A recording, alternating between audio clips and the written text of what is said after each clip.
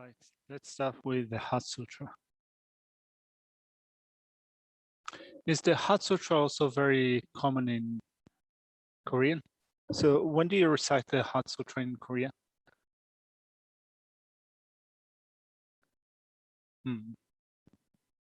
So, and what about lay people? Most of them, like people that are not monks and nuns, most people know the Heart Sutra by heart? Or?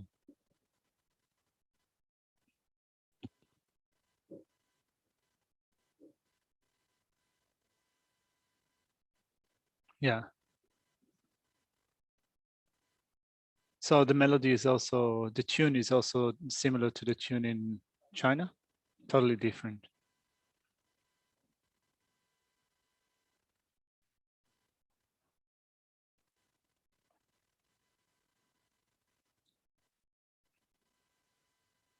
Right.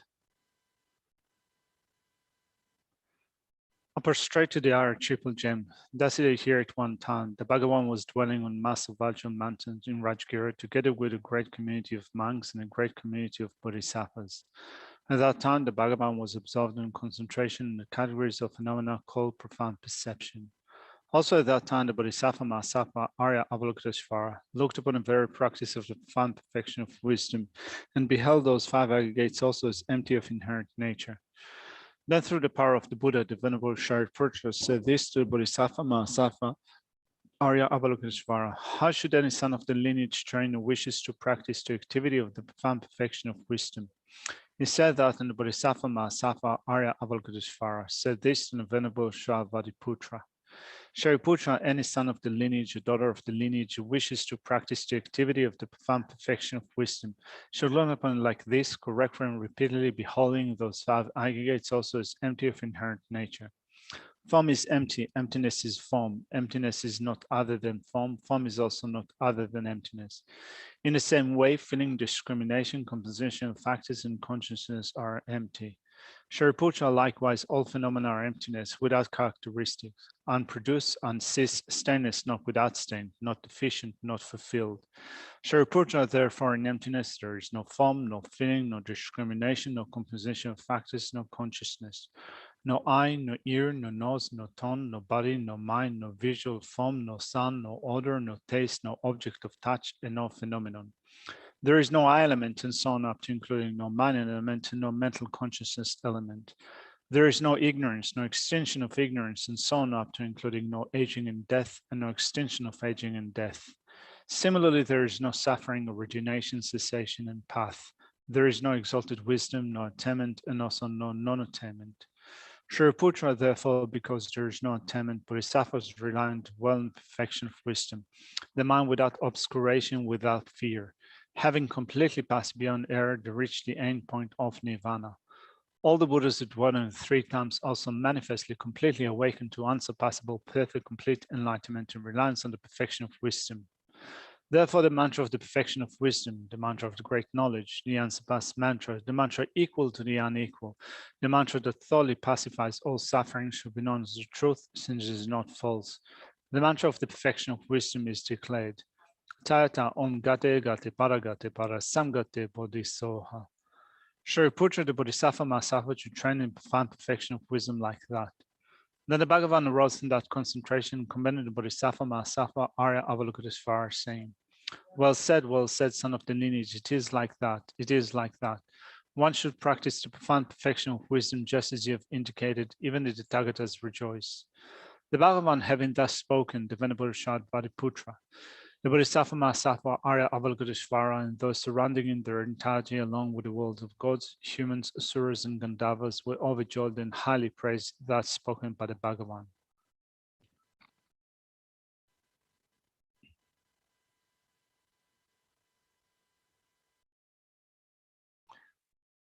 I go for refuge until I'm enlightened to the Buddha, the Dharma, and the highest assembly. From the accumulations that I collect by listening to the teachings, I attain the state of a Buddha to be able to benefit all sentient beings. I go for refuge until I'm enlightened to the Buddha, the Dharma, and the highest assembly. From the accumulations that I collect by listening to the teachings, I attain the state of a Buddha to be able to benefit all sentient beings. I go for refuge until I'm enlightened to the Buddha, the Dharma, and the highest assembly. From the accumulation I collect by listening to the teachings, might attain the state of a Buddha to be able to benefit all sentient beings.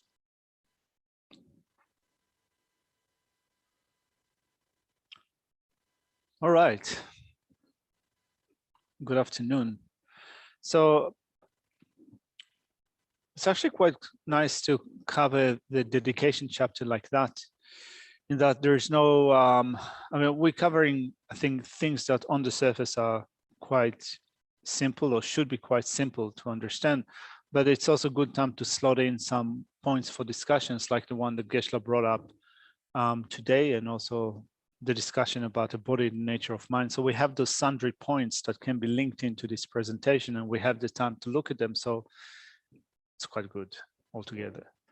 So what I thought of doing today was Dechenla sent me a question on email. So I thought of looking at that, and also to look at a couple of points that came up in yesterday and today's sessions. That's about it. I don't know if I have enough stuff for an hour, but let's start and see how we go. So let's first of all start with Dechen's question. Let's see.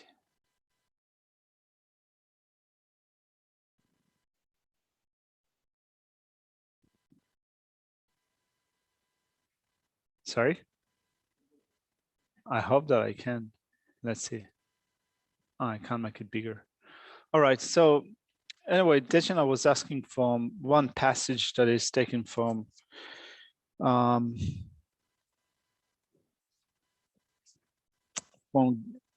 Kempotryga's presentation or commentary. So in page 394 in his commentary, at the last paragraph, it says, when dedication is associated with wisdom unstained by the concepts of the three spheres, it is said to be uncontaminated.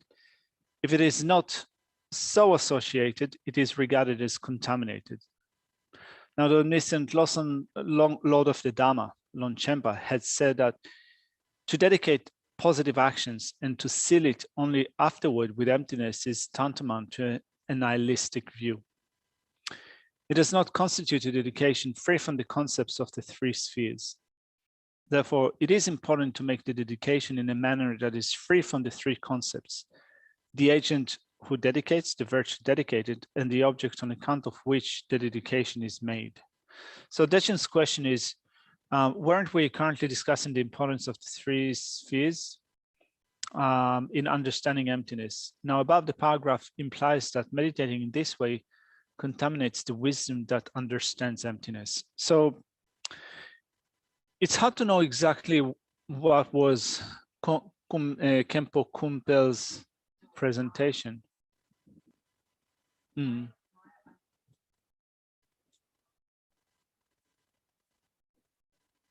Mm. So your understanding was that if you don't do the dedication, when you do the dedication, if you don't combine it with the emptiness of the three spheres, it is contaminated emptiness. Contaminated wisdom, sorry.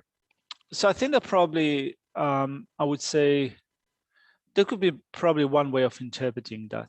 I think that, I mean, that's one way.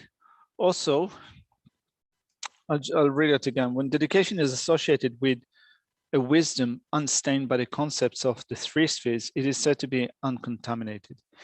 If it is not so associated, it is regarded as contaminated. So we can have different types of wisdom.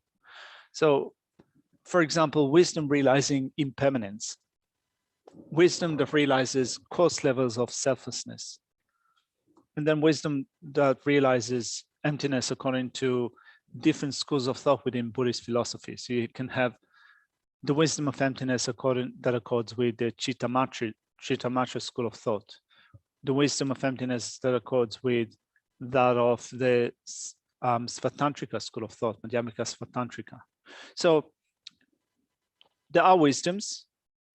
So Oli is saying that Longchenpa was a Yogacara, Madhyamika practitioner, which would explain that. So Oli, I'm wondering, where did you get this piece of explanation? That bit of information came from a book called Indestructible Truth by Reginald Ray. And I think he's from the Naropa Institute in America. He's got written quite a great introductory book, and I think he's a Yogacara Madhyamika practitioner as well. So he follows that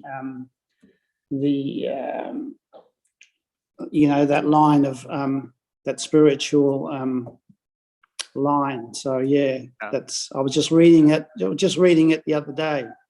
That's and cool. They have different view. They have the three natures, quite a few different definitions of emptiness and how they apply to various things. Different, yeah. Yeah, it's interesting. So, first of all, I assume that Yogacara Madhyamika is a reference to the Yogacara division of the Madhyamika Svatantrika. So when you look at the Madhyamika Svatantrika school of thought, there are two types of Madhyamika Svatantrika. There's the Sutra followers and then the Yogacharin. So I assume that maybe it's that. I'm not sure. But also it's interesting because just today I read just kind of a small note from a friend of mine, Fabrizio, who is a translator at Lama Tsongkhapa Institute in Italy, and he said that he's been looking at a book that collects, that is a collective works of Dudjom Rinpoche, Enigma Master. So Longchenpa was also an Enigma Master. Dudjom Rinpoche was also Enigma Master. And according to, in that writing of Dudjom Rinpoche, when he looks at the different turnings of the wheels of Dhamma, according to the Gelugpa school of thought, or the Gelugpa tradition, the second turning of the wheel gives teachings which are definitive teachings, teachings of definitive meanings. And according to Dudjom Rinpoche, the second turning of the wheel is provisional or interpretive meaning, which means that the teachings can be interpreted rather than suitable to be taken literally. Sorry? Or what?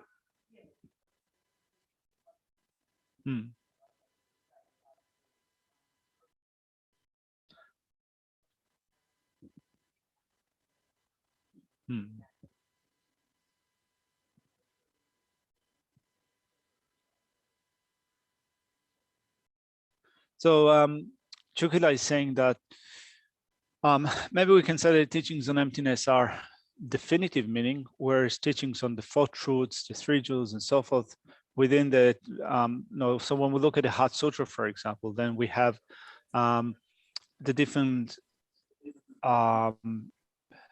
we have a reference of emptiness with respect to different phenomena, with respect to the 12 links, with respect to the four truths, and with respect to the 5 parts, and so forth. So these can be taken to be provisional. I mean, maybe that's one way. I think that Fabrizio, so I haven't read that book that Fabrizio was looking at, but he said, so as far as I remember, that so Dudjom Rinpoche was saying that the second wheel is provisional, the teachings are interpretive, whereas within the third turning of the wheel, there are some teachings that we take as definitive, whereas the Gelugpa school of thought, the Gelugpa tradition, looks at that differently. So I'm just bringing it up here because it's quite interesting contextualizing those teachings that we kind of, from this commentary, Kempo Kunpels, which comes from the Nyingma tradition, perspective of the Nyingma tradition, which is the first tradition that has evolved in Tibet during the first wave of the dissemination of Buddhism in Tibet. So then later on, arose the Kagyu tradition, the Sakya tradition. The Gelug tradition is the last tradition to have evolved in Tibet, and it became the biggest one, or the most widespread one. And I think that we're so used to looking at their presentation, so we assume that all other traditions within Tibetan Buddhism will definitely be the same, but obviously they're not the same. Ollie, was there anything else that you wanted to bring up? Yeah, look, it was just in relation to that emptiness from that Longchenpa statement from Detchen. The emptiness in the like the difference between Nyamapas and the Gelugpas. In the Nyamapas say that ultimate reality is not empty, whereas the Gelugpas say, you know, it is empty, but they say it's not empty because it contains compassion, wisdom, and power, and it's unchanging. Therefore, anything that's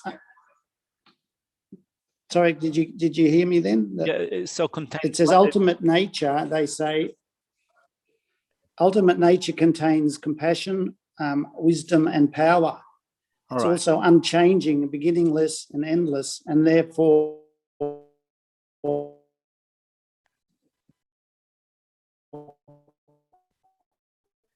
it can't be empty. It's full of those things. So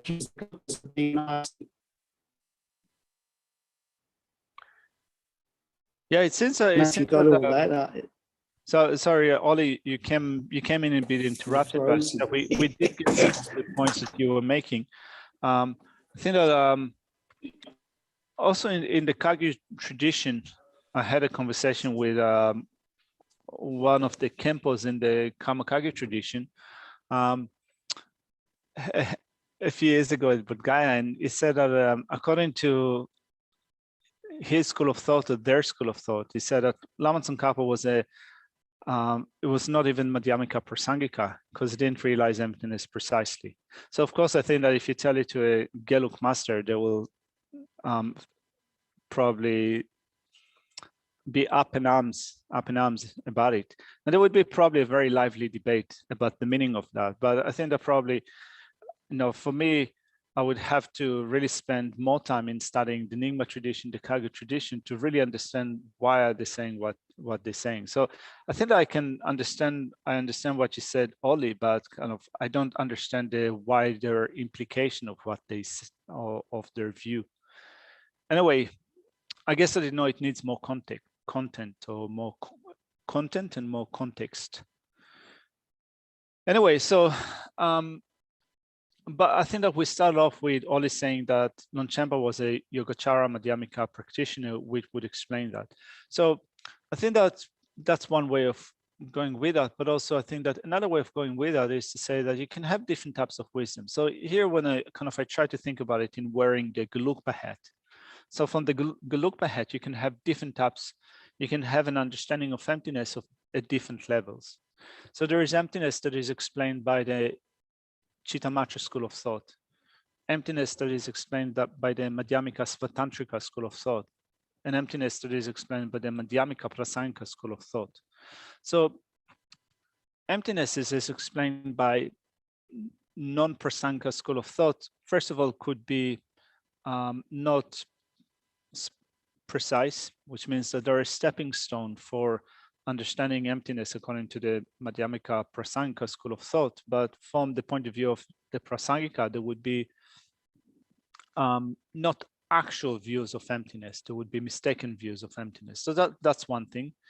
Another thing is that you can have wisdom, for example, wisdom of cause selflessness, wisdom of impermanence, and so forth. And as such, they're not wisdom of emptiness. So here, if they're not wisdom of emptiness, they're not uncontaminated wisdoms. So again, when I look at the passage that Dechen pointed out, it says, when dedication is associated with wisdom unstained by the concepts of the three spheres, which means that it is wisdom that realizes emptiness precisely, which means emptiness of inherent existence, in emptiness of true existence, that accords with the Madhyamika Prasangika school of thought. So it is unstained by the concepts of the three spheres. It is said to be uncontaminated. If it is not so associated, it is regarded as contaminated. So let's say that a Madhyamika Svatantrika person would dedicate generosity, or they will seal their generosity with the practice of with emptiness that regards the three spheres. So the person that is giving is empty of existing truly. What they give is empty of existing truly. The recipient of the gift does not exist truly. So in that sense, it is qualified by the, according to the Madhyamika Svatantrika, it is qualified by emptiness that regards the three spheres, but their view of emptiness of true existence is different to the view of emptiness of true existence of the Madhyamika Prasangika. So according to the Svatantrika, for example,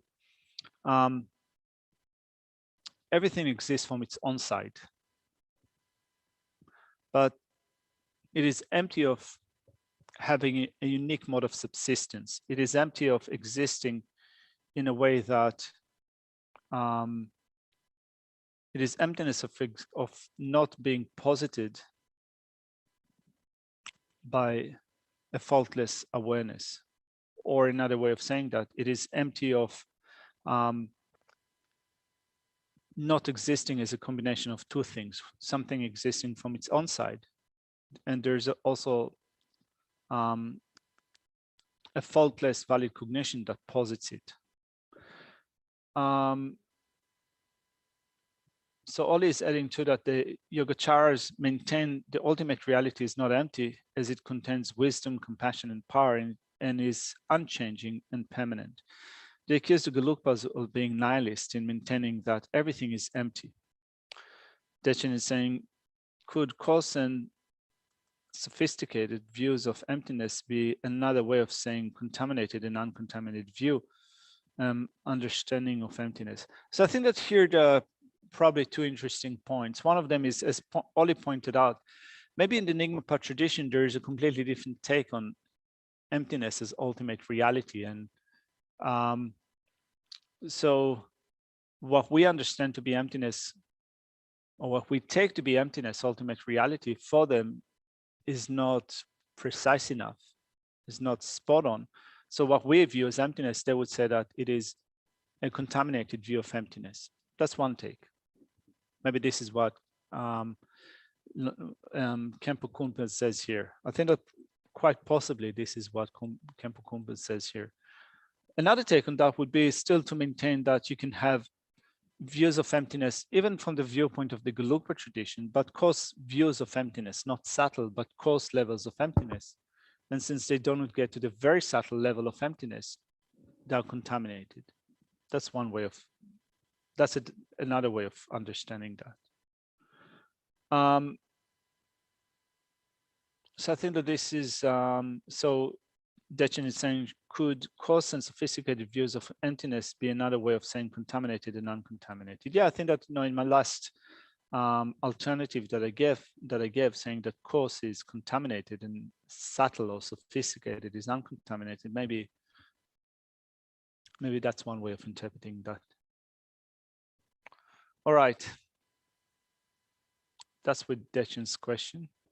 I guess that to be able to answer that more precisely, maybe hopefully at some point we'll have someone that is really well versed in the Nyingma teachings or Kagyu teachings and would be able to compare our understanding of emptiness, the philosophical view, and then we can hopefully be able to give this discussion a greater context.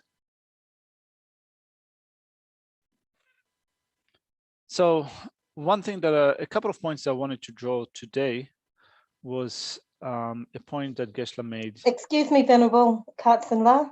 Dechen. Yeah. I find that coarse way of thinking about emptiness with the three spheres, for my mind, very helpful. You know, it sort of heads me in the right direction of not seeing, you know, it's not inherently existing. Yeah. So should I continue on down that pathway? I think that definitely yes. This is, or at least this is, you know, my personal approach to that, which is not necessarily the correct approach, but it works for me. Now, if having studied here with different teachers, there are things that I think that I understand, you know, that I feel comfortable with. Those are the things I can more, with greater confidence, apply to my practice. So then there are things that I hear from others, like, you know, what's the Nyingma Pas are saying, what the Kagyu Pas are saying. For me, it's not very clear. So for the time being, I set them aside because I don't understand them very well, but I can definitely use what I understand to my practice. So for example, when we do those dedications or in the Guru Puja, those dedications that Lama Zopa Rinpoche has created, due to the merit, may I was empty of existing from my own side, attend a state of enlightenment that is empty of existing from its own side. I'm very confident in using that dedication according to what we study here, because I have a better understanding of what it means.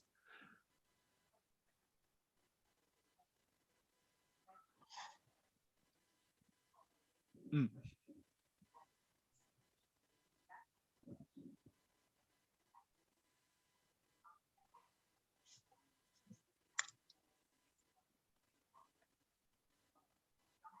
Mm. All right. Okay.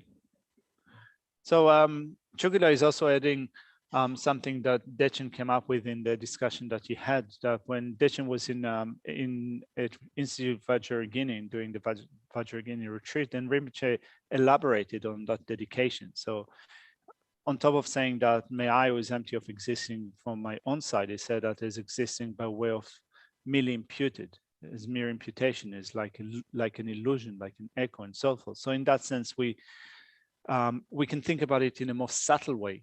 It adds more into our contemplation. So I think that for the time being, if we feel more comfortable with that, because we have a greater context, a greater understanding, things that we receive from our teachers, that we can incorporate that into our meditation. We don't have to remain confused. We can just say that I feel comfortable with that. This is what I'm going to practice now. I guess for me, the thing that in that paragraph that I shared is that to say that that they're meditating from a nihilistic point of view. I mean, that's a fairly challenging thing to, I don't understand how they can make a comment like that. Well, I think that on one hand, His Holiness the Dalai Lama is teaching a lot about a non-sectarian approach. So if we become too loyal to our tradition, in a sense that kind of we become partial, we think that our system is the only valid system, we're being partial, and therefore we inhibit our spiritual progress. So that's one thing. But then at the same time, if we don't hold on to one position, understand one position well, and then use that position as a stepping stone for understanding other people's position, at the end might get too unclear about what we're actually thinking. Will become too unclear, too vague, nothing will be precise. So I agree with you, Dechen, that what we read here in this paragraph is confusing. So we just know, if you find it confusing, you can think about it, well, this is something that might belong to the Nyingma school of thought. Their interpretation is slightly different. So rather than getting too confused about it, I think that it's valid to set it aside for a while. Still use whatever you understand from the point of view of the Gelugpas. And if you come across someone that is an Nyingma scholar and can give you a more in-depth explanation, that might make sense. Thank you. No worries. Always saying that just two different ways of looking at something, both viewpoints will lead to full enlightenment. Of course, I think that when you look at Nyingma masters and Gelugpa masters, I think that, or Kagyu masters for that sake, we certainly cannot maintain that only one school of thought or one tradition will lead to enlightenment and the others will not lead to enlightenment. I would say that in all those traditions, you have people that have realized reality, but they do promote different approaches. And I think that if you do want to develop realizations, at least for me, it seems that you need to base yourself in one tradition, do it well, and then from that you can spring out to other traditions and see, kind of supplement what they say into your understanding. But if you don't become really learned in one tradition, if you spread out too much, it might lead to more confusion, and it might take you away from developing a greater or more detailed, more precise understanding of reality. So that's one point. Is it all right, Dechen? Yes, thank you. All right. So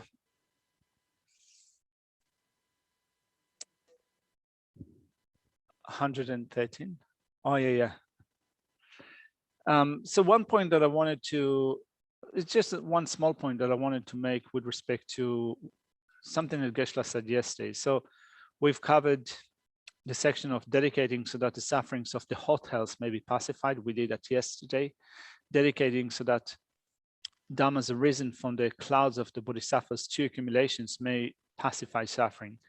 Geshe-la yesterday made us comments with respect to the two accumulations, accumulation of merit and accumulation of exalted wisdom or exalted knowledge. I think that we did speak about it 1.5 years ago when we studied this, when we studied Shantideva's text, but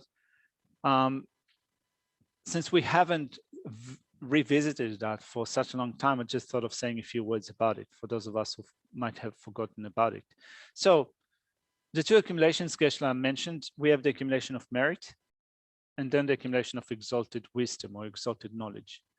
So of the 6 perfections, the first 4, but you can also add the perfection of absorption or meditation into that. The first 4, at least, they contribute to the accumulation of merit, right? So we have generosity, ethics, patience, joyous effort. We can also add to that the perfection of absorption or samadhi, shamatha. We can add that also to wisdom, at least, to merit, at least it does contribute to a certain degree.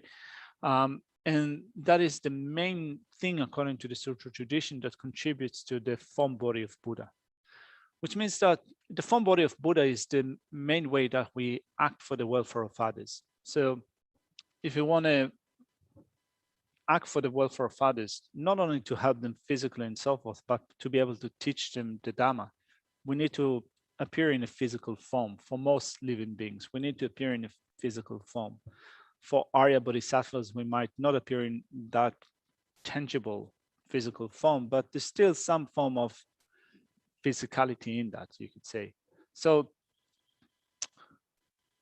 the thing that forms, according to this Mahayana Sutra tradition, that which forms the form body of Buddha, the Rupakaya, are practices such as generosity and ethics and patience and so forth. They contribute to different aspects.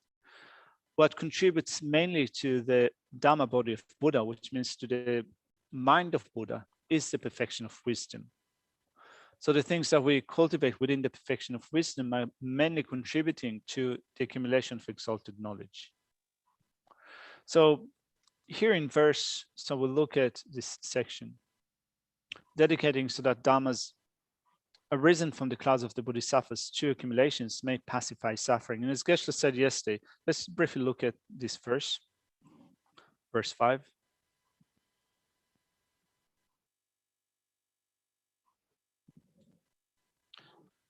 May those, so it begins with the second line, may those wretched due to heat be cooled by the infinite rivers arising from the great clouds of the bodhisattvas. So as Geshe-la said yesterday, it's not that we just wish them to be cooled by the great clouds of the bodhisattvas, we wish them to complete the 2 accumulations. May they be able to complete the 2 accumulations. May they be able to become bodhisattvas. And by becoming bodhisattvas and accumulating the 2 collections and completing them, may at the end they become Buddhas. So we add more into what Shantideva says here in his Guide to Bodhisattva Way of Life. And when I say that we add more, it doesn't mean to say that Shantideva did not think about it and we can think about it. It's rather that if we do have more time in our meditation, if we meditate on giving and taking, then this is, I think, also kind of something that will boost up the dedication. So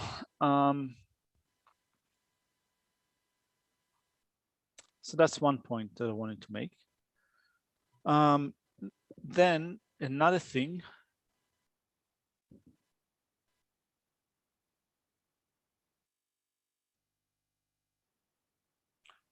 in verse 4, it says, however many hell beings there are throughout the realms of the world, may those embodied beings be delighted by the happiness of Sukhavati. May they be delighted by the happiness of the pure land of Amitabha. Yesterday in Kempo Kumpel's commentary, he said, as we read, and I think that also accords with Geshe-la's explanation. It says in page 400, when we dedicate virtue to the deliverance of hell beings from their sufferings, we should think as follows. In all the universal systems living in the 10 directions, evil actions, negative actions are perpetrated because of anger and the other defilements. The karmic effect is the unbounded pain of heat and cold, and such torments as being cut and dismembered in the various realms of hell. We should make the wish that by the strength of our positive actions, the outer environment as experienced by all the denizens of hell be completely purified and become like the western pure field of Sukhavati, where even the word pain and suffering have no existence, and where all is made of precious substances and where everything is spacious and mild. Let all the beings that dwell in hell be purified. May Yama, the Lord of Death, become Buddha Amitabha, and may his workers become the Buddha's 8 close sons or 8 close Bodhisattvas. Avalokiteshvara, Vajrapani, and the rest. And may the dwellers in the hells be transformed into practitioners of the Mahayana, Bodhisattvas adorned with the major and minor marks of enlightenment. So I wanted just to bring that up because in the commentary, we wish the guardians of hell, those wretched or kind of evil guardians of hell, Yama and so forth, we wish them to become Buddha Amitabhas and the 8 close disciples. So that was the explanation in relation to verse 4. Now, today we've covered verses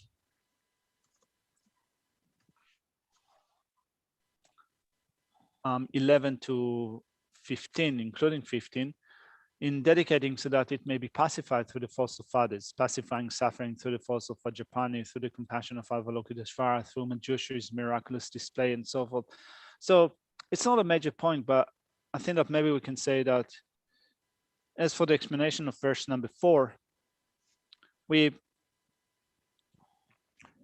in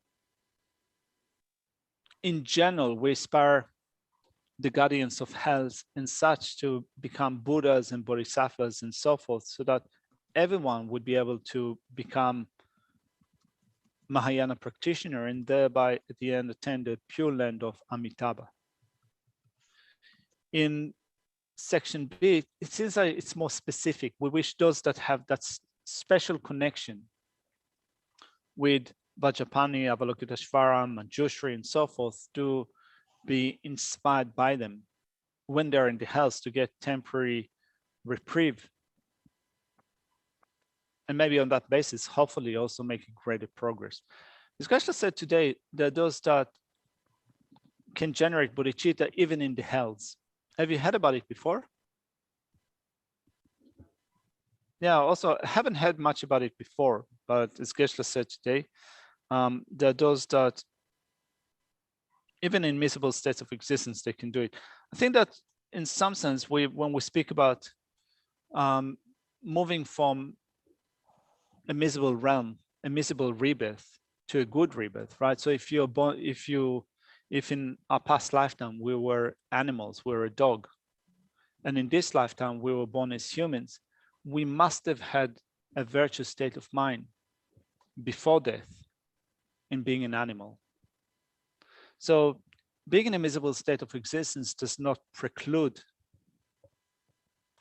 having a virtuous state of mind. It is possible in certain situations, but it is said that it is quite difficult. It is quite rare. Just as it is said, I think that when you look at teachings on death and impermanence, it is said that moving from Hey, darling. Oh, just listening to a tutorial with my Buddhist study program. All right. So so when when we look at teachings on death and impermanence, and actually probably a precious human rebirth, it is said that the numbers, yeah, it's precious human rebirth. The numbers of beings in miserable states of existence, let's say, are like grains of sand on the bank of a river, whereas the number of beings that go from a miserable rebirth to a pleasant rebirth to a good one are like a star during daytime.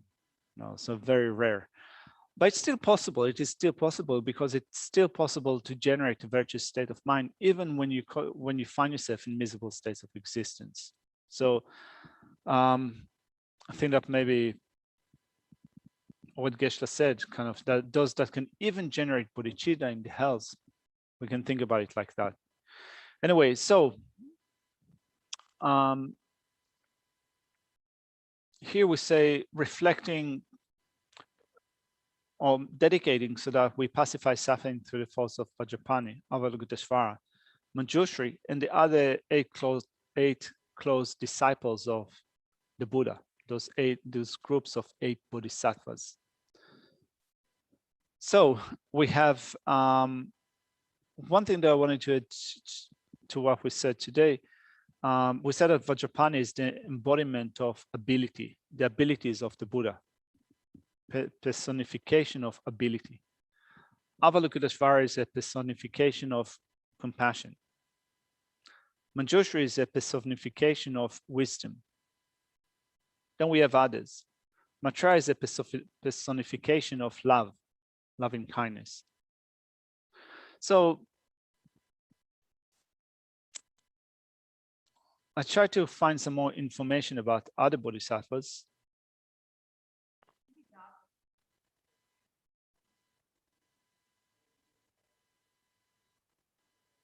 Well, let's see.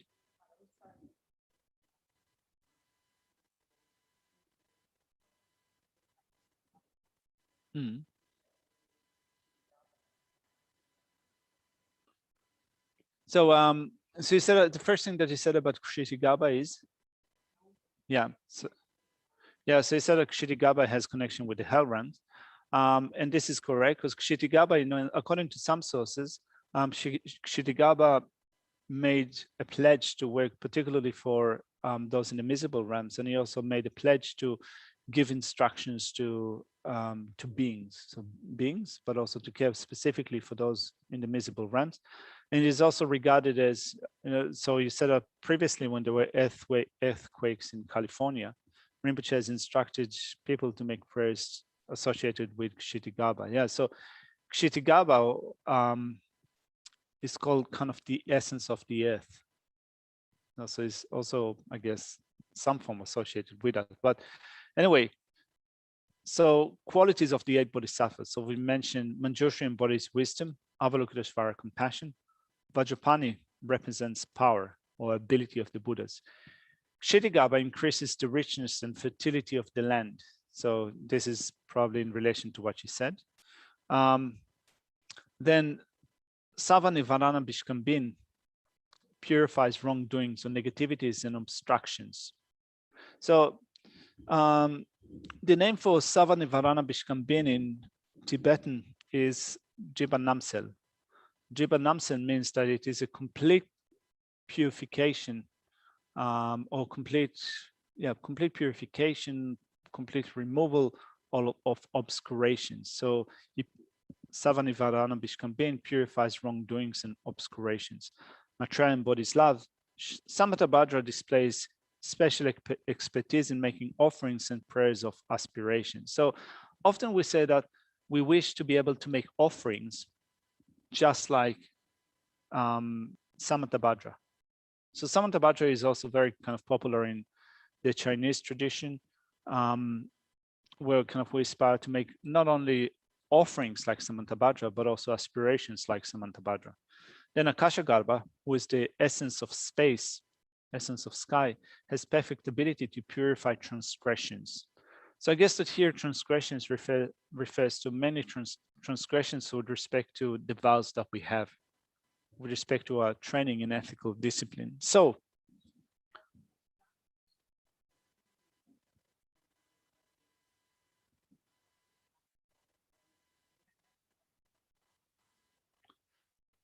So instead of we have a big flag of Akashagarbha, and also we have to put it on a hat, not hats, hats.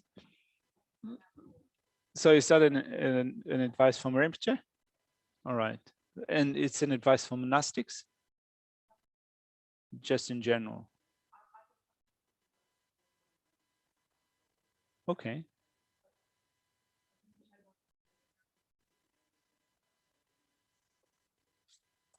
And then a Rinpoche never wants something small for a center. Whatever Rinpoche wants is like big, bigger and better, humongous.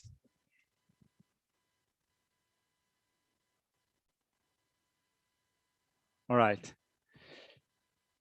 Then Kempotryga, and Kempotryga is connected with, I can't remember how, but I think that he's the one that maybe was involved in the translation of the commentary that we're using, the Kempo Kumpel's commentary. So amongst the immeasurable qualities of the Buddha, the 8 of his foremost qualities manifests as the 8 bodhisattvas. So personification of the Buddha's wisdom is Bodhisattva Manjushri. Venerable, there you go. Make it larger for you. Then the personification of the compassion of the Buddha is Avalokiteshvara. The personification of the Buddha's power or ability, capacity is Vajrapani. The activity is the Bodhisattva Maitreya. So when you think about it, I think that maybe we can try to also see what Maitreya represents. So Maitreya embodies love, but here it says that also it is connected with the immeasurable quality of activity or enlightened activity. So maybe kind of my way of thinking about it is someone that is motivated by this great loving kindness also acts for the sake of others, manifests as enlightened activities for the sake of others. I don't know if it is to kind of the only way to look it up, but maybe that's one way. Anyway, then the personification of the Buddha's merit arises as the Bodhisattva Kshitigarbha. So thinking about Kshitigarbha also increases the richness and fertility of the land. Then we also want to expand the richness of our accumulation of merit.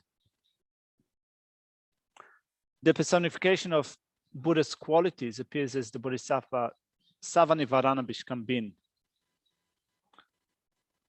The personification of the Buddha's qualities, good qualities.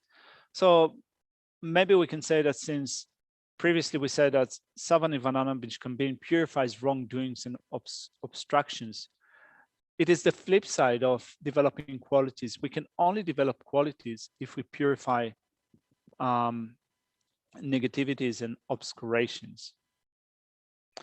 Then the purification of the personification, of Buddha's blessings arises as Bodhisattva Akashagarbha. And then the personification of the Buddha's aspirations is manifest as Bodhisattva Samantabhadra. That's quite, I think, straightforward, because Samantabhadra displays special expertise in making offerings and prayers of aspiration. So why are we saying that? I think that in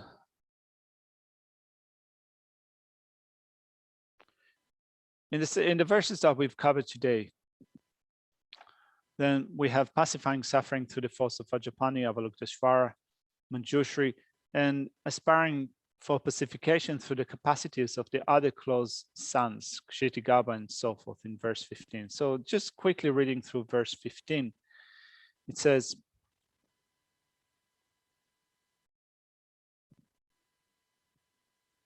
thus, by my roots of virtue, having seen the comfortable, cool, and fragrant rain falling from the unobstructed clouds of Bodhisattva, such as Samantabhadra, may the sentient beings of the hell become joyful. In Kempo Kumpel's commentary to this section, it says,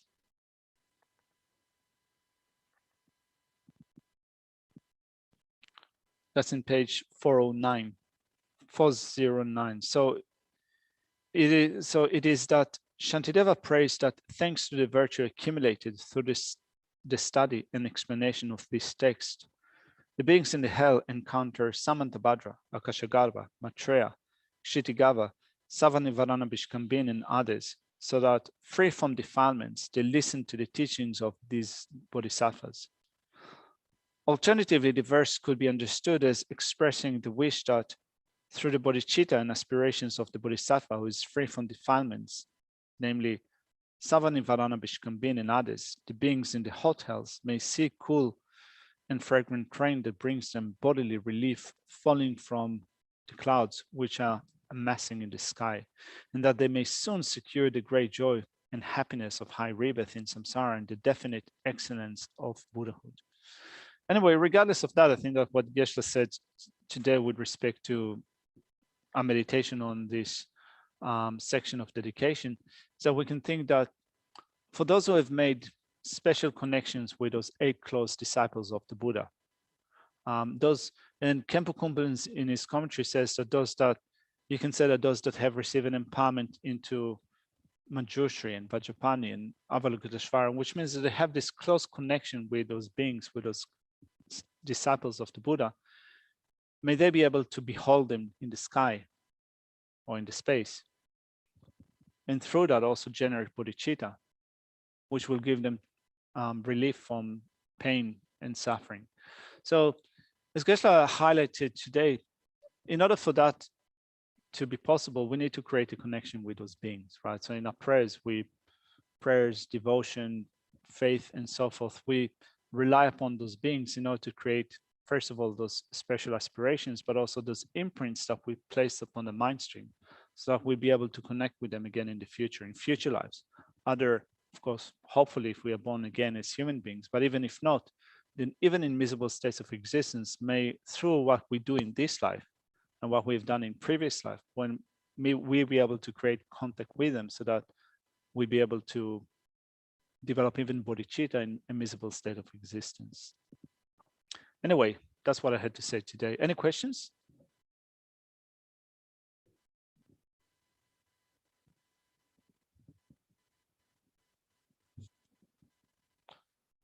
All right, let's leave it here for now. Thank you very much, everyone.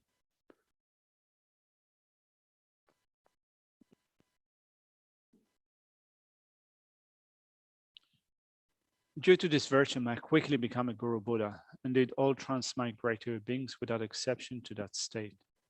May the precious Supreme Bodhicitta not yet born arise. May that arisen not incline, but increase more and more. In this land encircled by snowy mountains, you are the source of all happiness and good. All powerful Chenrezig Tenzin Gyatso, please remain till samsara ends.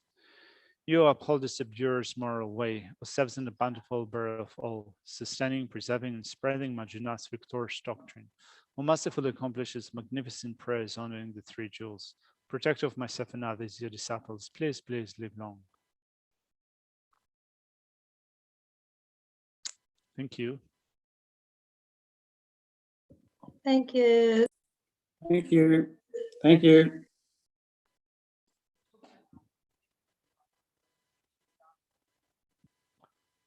So what's up with Tupten?